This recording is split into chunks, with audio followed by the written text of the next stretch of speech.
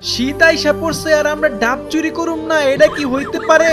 মামা খালি দেশ বাড়ির মালিক যেন টেন না পায়। আরে বেডা তুই চিন্তা করিস না, আমরা আছি না। বাড়ির মালিক যদি আইসা পড়ে তোরে ডাক দিমু, তুই নাইমা যাবি গা। মামা আমার কিন্তু ভয় লাগতাছে, যদি একবার ধরা খাইয়া যাই বাড়ির মালিক কিন্তু সবগুলারে কানে ধরাইবো, আবার সবারে বইলা দিব আমরা ডাবচুর। আরে বেডা এত ভয় পাস কেন? যদি বাড়ির মালিক টের পাইয়া যায় আমরা দিমু দৌড়, আমাকে কি আর খুঁজা পাইবো? এত ভয় পাওয়ার কি আছে? ওই বেটা কি কস, প্রিমিস যে গাছে উঠছে ওর তো নামতে অনেক সময় লাগবো, এর মধ্যে তো আমরা সবাই ধরা খাইয়া যাবো, আর একবার ধরা খাইলে মান ইজ্জত সব শেষ। আরে আমরা ধরা খামু কেন? ধরা খাইবো শুধু যে গাছে উঠছে।